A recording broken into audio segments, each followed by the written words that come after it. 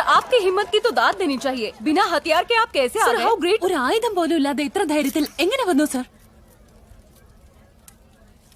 അവനാണ് എന്റെ ആയുധം, വജ്രായുധം. ക്ഷേത്രപാലക സമര കൗതുക ഖഡ്ഗചാലക രക്ഷകം ക്ഷാത്രനായക സ്ഫൂർത്തിദായക കാര്യസാധക ദക്ഷകം ദുർപ്രഹർഷണകാരകം മമ പുത്രസന്നിഭമാലകം വാത്സല്യഭാവം പ്രേരകം.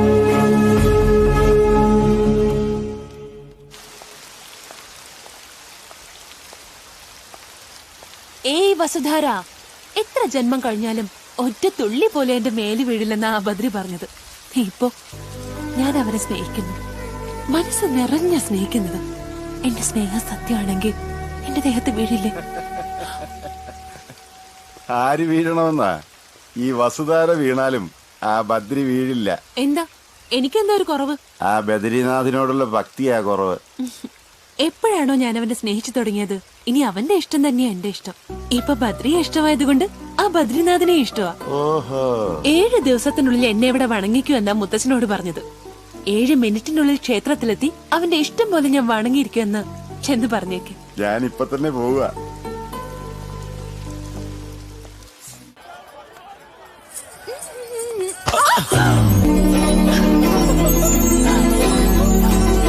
എന്താ പെണ്ണെ നോക്കി നടക്കാൻ വയ്യ നിനക്ക്? എങ്ങോട്ടാ ഈ പാഞ്ഞു പോന്നേ? എന്താ നിങ്ങൾക്ക് നോക്കി നടക്കാൻ വയ്യേ? ദേ കേട്ടില്ലേ ഈ പെണ്ണ് എത്ര അഹങ്കാരത്തോടെ സംസാരിക്കുന്നേ? അല്ലെങ്കിൽ ഈ പണക്കാരല്ല ഇങ്ങനെ തന്നെയാ. അവരുടെ കണ്ണ് നിലത്തങ്ങും ആയിരിക്കില്ല, ആകാശത്ത് നോക്കി ആ നടപ്പ്. എന്താ പെണ്ണെ, നിന്റെ അച്ഛനോട് പറഞ്ഞ് തൊലിയും കൂടി സ്വർണത്തിൽ പൊതിഞ്ഞോണ്ട് നടക്കാമായിരുന്നില്ലേ? ആവശ്യമുള്ളപ്പോ ചെയ്തോളാം. എന്താ ഇനി നിങ്ങൾ സംസാരിച്ചോ? എന്താ പ്രശ്നം? നോക്ക്, ഈ പെണ്ണ് എത്ര അഹങ്കാരത്തോടെ സംസാരിക്കുന്ന. അഹങ്കാരം എന്നൊക്കെ പറഞ്ഞു. നിക്കുകുട്ടി, ഇതാരാണെന്ന് അറിയാവോ? ബദ്രിയുടെ അമ്മ അച്ഛനോ? ആ ഇനി ആയിക്കോ. പെട്ടെന്ന് എന്താണ് ഇവള് ഇങ്ങനെ ആയിപ്പോയത്? ഇതാരാണെന്ന് അറിയാമോ? ബദ്രിയെ സ്നേഹിക്കുന്ന പെണ്ണാ, നിങ്ങളുടെ മരുമകളാകണ്ടോ? ആ ഇനി എന്താന്ന് വെച്ചാ ആയിക്കോ. നമസ്കാരം അമ്മായി. അയ്യോ കണ്ടില്ലേ എന്തൊരു മര്യാദ ഈ മോക്ക്. നമസ്കാരം പറഞ്ഞത് കേട്ടില്ലേ? അല്ലെങ്കിൽ തന്നെ പണമുള്ള വീട്ടിലെ പെൺകുട്ടികളെല്ലാം അങ്ങനെയല്ലേ? ആ എടാ ചെറുക്ക, ആസ്തിയൊക്കെ എങ്ങനെ ഉണ്ട്? ഒരു 100 കോടി വരും. നീ എന്താണ് ഇങ്ങനെ ഞെട്ടുന്നത്? ഇങ്ങ് വന്നേ. 100 കോടി എന്ന് വെച്ചാ എത്രയാ? ഹിമാലയം മുതൽ ഇന്ത്യൻ മഹാസമുദ്രം വരെയുള്ള എന്തും വാങ്ങിക്കാനുള്ളത്. അയ്യോ വെയിലത്താണല്ലോ നിക്കുന്നത്. ഇതിലും കുറച്ചുകൂടെ വലുത് വാങ്ങിച്ചൂടെ?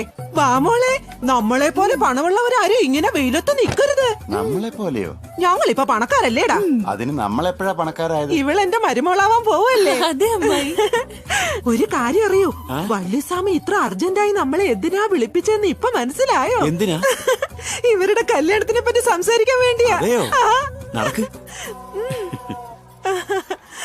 പൊന്നെ, വെയില് കൊള്ളല്ലേ? എങ്ങോട്ടാ? ആ ബദ്രി ഇങ്ങോട്ട് പോയാൽ ലവ് മാരേജ് ആകൂന്ന് പറയാൻ പറ്റില്ല. അങ്ങോട്ട് പോയാൽ അറേഞ്ച്ഡ് മാരേജ്. ഇപ്പൊ തന്നെ കാര്യം പറയാം. ആണല്ലേ? അതെ.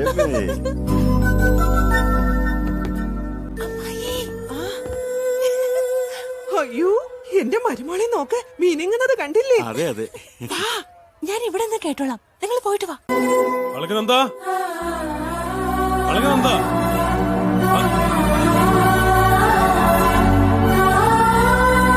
ഞാൻ കേട്ടത് സത്യമാണോ? ക്ഷേത്രത്തിൽ വണങ്ങാൻ പോവാണെന്ന്. എങ്ങനെയാ വണങ്ങുന്നത്? കൈകൊണ്ട് വണങ്ങോ, സാഷ്ടാംഗം വണങ്ങോ, അതോ ശയന പ്രദക്ഷിണം വെക്കോ? എന്നാരാ പറഞ്ഞത്? ഞാൻ വണങ്ങില്ല. എന്താ ഇപ്പൊ തന്നെ ചെയ്യൂന്ന് പറഞ്ഞിട്ട്? അപ്പൊ അങ്ങനെ തോന്നി, ഇപ്പൊ തീരുമാനം മാറ്റി. എന്താ പെട്ടെന്ന് മാറ്റിയത്? ഞാനൊരാളെ സ്നേഹിക്കുന്നുണ്ട്, പക്ഷെ അയാൾ എനിക്ക് ഒരിക്കലും കിട്ടില്ല. അവൻ ആരാണെന്ന് പറ, പിടിച്ചോണ്ട് ഒന്ന് കല്യാണം കഴിപ്പിക്കാം. ഞാൻ സ്നേഹിക്കുന്നത് അവൻ എന്റെ ശിഷ്യനാ, എന്റെ വാക്ക് നിരസിക്കില്ല.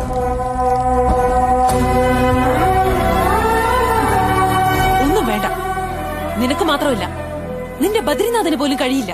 ഏയ്, എന്തറിയാ നിനക്ക് ഈ ബദ്രിനാഥ് ക്ഷേത്രത്തെ കുറിച്ച്? മറ്റന്നാൾ അഖണ്ഡ ജ്യോതി തെളിയിച്ച് 6 മാസം വരെ ഈ ക്ഷേത്രം അടച്ചിടുന്ന അതിപുണ്യമായ ദിവസമാണ്. ആ 6 മാസം ഈ മഹാക്ഷേത്രം മഞ്ഞിൽ മൂടിക്കിടക്കും. തിരിച്ച് 6 മാസം കഴിഞ്ഞ് ഈ ക്ഷേത്രവാതിലുകൾ തുറക്കുമ്പോ ആ അഖണ്ഡ ജ്യോതി അതുപോലെ തന്നെ തെളിഞ്ഞു നിൽക്കുന്നുണ്ടാവും. അതെയോ?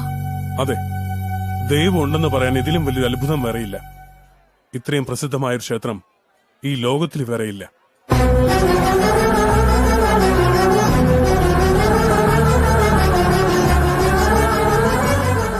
മറ്റന്നാൾ അഖണ്ഡ ജ്യോതി കണ്ട് നിന്റെ മനസ്സ് തുറന്ന് പ്രാർത്ഥിച്ചോളൂ. 6 മാസം കഴിഞ്ഞ് വീണ്ടും നീ ആ ജ്യോതി ദർശിക്കുമ്പോ നീ പ്രാർത്ഥിച്ചത് എന്തായാലും തീർച്ചയായും നടന്നിരിക്കും. സത്യമാണോ? അതെ, പക്ഷെ ഒരു കണ്ടീഷൻ. എന്റെ ബദ്രീനാഥന് ഇഷ്ടമുള്ള ബ്രഹ്മകമലം വെച്ചിട്ട് വേണം നീ ഉള്ളു തുറന്ന് പ്രാർത്ഥിക്കാൻ. എവിടെ കിട്ടുക പൂവ്? आओ मेरे साथ चलो.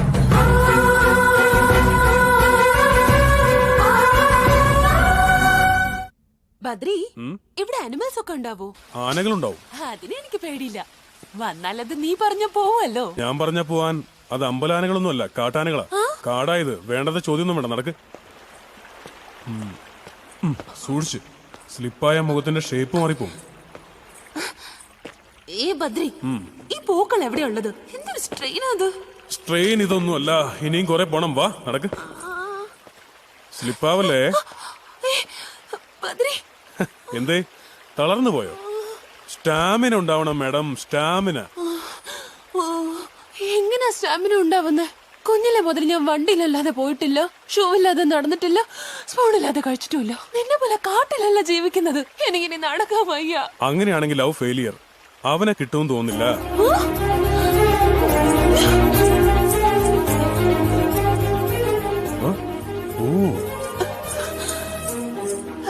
Mister Badri. Yes miss Alakananda. എന്നാ അപ്പോഴേക്കും തളർന്നു പോയോ? സ്റ്റാമിന വേണം മോനെ, സ്റ്റാമിന. അങ്ങോട്ടല്ല പോകേണ്ടത്, ഇങ്ങോട്ടാ. ആ, ഇവളുടെ ലവർ ആരാണെങ്കിലും അവന്റെ കാര്യം പോക്ക. സൂക്ഷിച്ച്, പായലുണ്ട്. ഓയ് നാജി. ആ ബദ്രി, അവിടെ ബ്രഹ്മകമലം ഉണ്ടോ? ഇവിടെ ഇല്ലടാ. ആ നീലകണ്ഠ പർവ്വതത്തിൽ ആവശ്യം പോലെ ഉണ്ട്. എന്റെ അമ്മേ, വാ നടക്ക്. ആ ബദ്രി, എനിക്കൊരു ഐഡിയ. അയാളുടെ കയ്യിലുള്ള പൂ എനിക്ക് തരാൻ പറ. ഞാനിത് കൊണ്ടുവച്ച് പ്രാർത്ഥിക്കാം. എങ്ങനെയുണ്ട്? നിനക്ക് വിശക്കുമ്പോ നീ കഴിക്കോ അതോ മറ്റുള്ളവർ കഴിച്ചാൽ മതിയോ? പ്രേമിക്കുന്നത് നീ, കല്യാണം കഴിക്കാൻ പോകുന്നത് നീ. പൂവ് നീ തന്നെ പറിച്ച് നീ തന്നെ വെക്കണം. വാ നടക്ക്.